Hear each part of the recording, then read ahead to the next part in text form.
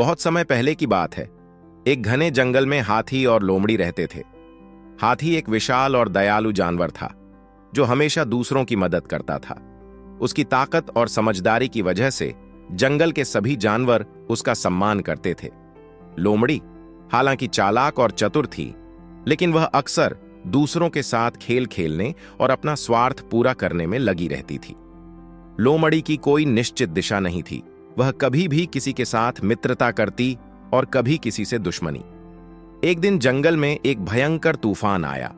तूफान के कारण पेड़ गिर गए, रास्ते अवरुद्ध हो गए और जानवरों को बहुत कठिनाई का सामना करना पड़ा। हाथी, जो हर समय दूसरों की मदद करने के लिए तैयार रहता था, अपनी विशालता के कारण जंगल के सभी जानवरों को सुरक्षित स्थान पर ले जाने में मदद करने लगा। वह अपने मजबूत पैरों से गिरते हुए पेड़ों को हटाता और जंगल के छोटे जानवरों को तूफान से बचाता था। लोमड़ी, जो हमेशा अपने स्वार्थ में मस्त रहती थी, ने तूफान के दौरान खुद को सुरक्षित करने के लिए एक छुपने की जगह ढूंढ ली। वह सोच रही थी कि जब तूफान थमेगा तो वह वापस बाहर आएगी और सब कुछ सामान्य हो जाएगा। लेकिन जब तूफान खत्म हुआ तो उसने देखा कि हाथी ने न केवल खुद को बचाया बल्कि पूरे जंगल के जानवरों को भी बचाया था। सभी जानवर हाथी की बहादुरी और साहस को देखकर उसके पास आकर उसे धन्यवाद दे रहे थे। लोमड़ी को यह देखकर थोड़ी शर्मिंदगी महसूस हुई। उसने सोचा, अगर हाथी इस तूफान में सबकी मदद कर सकता है तो मैं क्यों नहीं।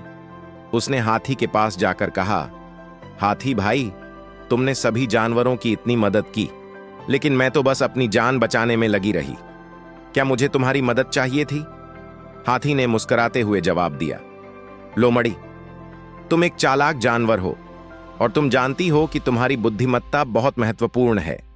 मैं मदद कर रहा था क्योंकि यह मेरी प्रकृति है, लेकिन तुम्हारी तरह की समझदारी और चतुराई की जरूरत हर स्थिति में होती है।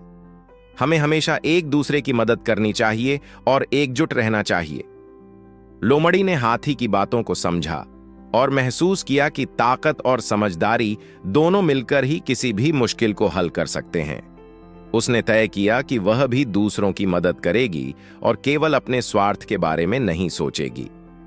इस घटना के बाद लोमड़ी और हाथी अच्छे दोस्त बन गए और जंगल में शांति और सहयोग का वातावरण बना। लोमड़ी ने अपने स्वार्थी व्यवहार को बदल लिया और दूसरों के लिए अपने दिल में जगह बनाई।